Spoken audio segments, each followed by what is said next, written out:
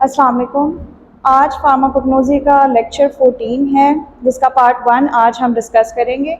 Topic है types of chromatography. सबसे पहली टाइप जो है क्रोमेटोग्राफी की वो है पेपर क्रोमेटोग्राफी। पेपर क्रोमेटोग्राफी जो है इसके अंदर जो स्टेशनरी फेज इस्तेमाल होती है वो है क्रोमेटोग्राफिक पेपर, और जो मोबाइल फेज इस्तेमाल होगी वो होगी वाटर, एसीटोन या इथानॉल। इनमें से किसी दो का मिक्सचर या तीनों का मिक्सचर भी हम इस्तेमाल कर सकते हैं। इसका प्रोसीजर क्या होता है? सबसे पहले एक क्रोमेटोग्राफिक पेपर हम लेते हैं और उसको अकॉर्डिंग टू द स्टाइल, कौन सी टेक्निक हम यूज़ कर रहे हैं उसके अकॉर्डिंग हम लोग पेपर को कट कर लेते हैं। अगर हम असेंडिंग या डिसेंडिंग टेक्निक यूज़ कर रहे हैं तो उसके लिए हम लोग रेक्टेंगुलर पीस काटेंगे, और अगर रेडियल क्रोमेटोग्राफी जो है वो इस्तेमाल करेंगे हम, तो फिर हम सर्कल में इसको काटेंगे। काट लेने के बाद जो है उसके बाद हमने क्या करना है, एक बेस लाइन ड्रॉ करनी है। Base line basically reference line होती है और इसके ऊपर हम सैंपल प्लेस कर रहे होते हैं।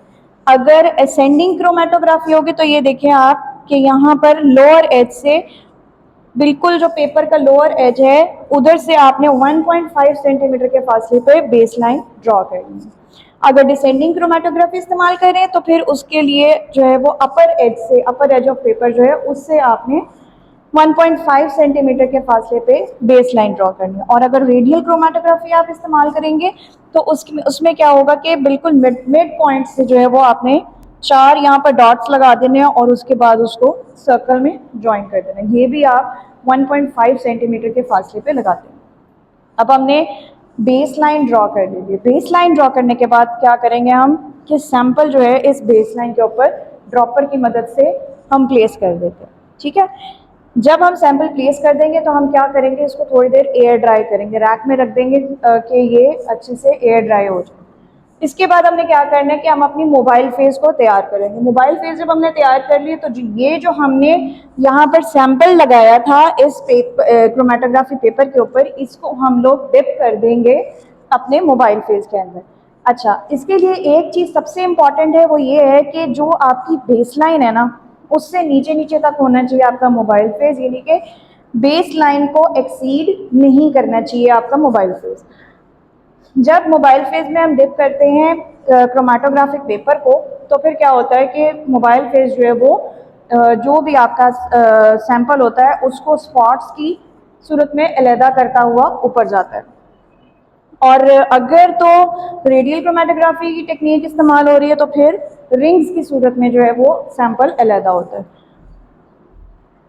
फिर एंड पे क्या होगा कि हम देखते हैं कि मोबाइल फेज जो है जैसे ही सारे सैंपल के कंपोनेंट्स जो हैं उनको अलहदा करता हुआ जाएगा तो एक पॉइंट आता है कि मोबाइल फेज जो है वो ट्रांसपेरेंट है, उसकी उस ऊपर चढ़ता हुआ, या मतलब उसके ऊपर जो सेपरेशन हुई हुई होती है उसके ऊपर हमें नजर आता है कि मोबाइल फेज ट्रैवल कर रहा है। यहाँ पर वो स्पॉट आपने यहाँ पर मार्क करना है कि ये वैल्यू है मोबाइल फेज की। ये करने के बाद फिर हम लोग जो है इस क्रोमेटोग्राम को एयर ड्राई कर लेते हैं ताकि सारे कंपोनेंट्स जो हैं वो अच्छे से ड्राई हो जाए और हमारी वैल्यूज जो हो वो एग्जैक्ट आ सके। इसके बाद हमने आरएफ वैल्यू कैलकुलेट करनी होती है। आरएफ वैल्यू क्या होती है, इसका डिटेंशन फैक्टर इसको कहते हैं, और इसका जो फॉर्मूला है वो है कि आपका जो distance travel by component of sample. अच्छा, यहाँ पर देखिएगा कि जो भी आप अगर 3 कंपोनेंट्स हैं आपके सैंपल के तो आप तीनों की आरएफ वैल्यू अलग फाइंड करेंगे।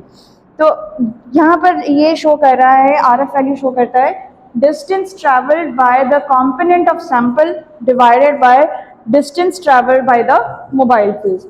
अब ये जो मोबाइल फेज की सबसे ऊपर लाइन जो हमने ड्रॉ की थी, तो ये जो लाइन है इसमें आपने जो है वो बेस लाइन से उसको मेजर कर देना। ठीक है, ये मेजर करने के बाद फिर उसके बाद आरएफ वैल्यू हमने कैलकुलेट की। आरएफ वैल्यू जब हम कैलकुलेट कर लेते हैं उसके बाद हम क्या करते हैं कि इस आरएफ वैल्यू को स्टैंडर्ड वैल्यूज के साथ कंपेयर कर लेते हैं ताकि हमें हमारे पास अगर कोई जो अनआइडेंटिफाइड सैंपल है, अननोन सैंपल है, उसको हम आइडेंटिफाई कर सकें स्टैंडर्ड के साथ कंपेयर करने के बाद कि ये आरएफ वैल्यूज आपस में मिल रही हैं। दैट मीन्स कि हमारे सैंपल में ये चीज़ जो है ये कॉम्पोनेंट मौजूद है। नेक्स्ट आ जाती है टेक्निक्स। इसके अंदर कौन कौन सी टेक्निक्स हम इस्तेमाल करते हैं पेपर क्रोमेटोग्राफी में? जो तीनों टेक्निक्स हैं, असेंडिंग, डिसेंडिंग एंड रेडियल, तीनों की तीनों जो हैं वो इसके अंदर इस्तेमाल होती हैं। नेक्स्ट आ जाते हैं इसके यूजेस। एक्टिव फार्मास्यूटिकल इंग्रेडिएंट जो है उसकी सेपरेशन के लिए हम पेपर क्रोमेटोग्राफी का इस्तेमाल करते हैं। इसके अलावा किसी भी कंपोनेंट की पोलैरिटी या फिर इवेपोरेशन पावर की, इसकी इवेपोरेशन पावर क्या है या ये कंपोनेंट जो है वो कितना पोलर है, ये भी हम पेपर क्रोमेटोग्राफी के थ्रू जो है वो डिटरमिन करते हैं। इसके अलावा आइडेंटिफिकेशन ऑफ पॉइजन्स के लिए ये इस्तेमाल होती है, और जितनी भी मेडिसिन हैं उनके एनालिसिस करने के लिए, उनको एनालाइज करने के लिए कि इनकी कितनी डाइल्यूटेड फॉर्म है या कितनी कंसनट्रेशन है, उसके लिए हम लोग पेपर क्रोमेटोग्राफी का इस्तेमाल करते हैं। टिश्यूज़ की सेपरेशन और इसके अलावा जो भी फोरेंसिक साइंसेज में, फोरेंसिक मेडिसिन में इन्वेस्टिगेशनल पर्पसेस के लिए इस्तेमाल होते हैं, उनको सेपरेशन करने के लिए, डाइस को सेपरेट करने के लिए, और फोरेंसिक साइंसेज में जो भी आपका सैंपल होता है क्राइम सीन से जो मिलते हैं, तो उसके लिए भी पेपर क्रोमेटोग्राफी इस्तेमाल की जाती है। Thank you.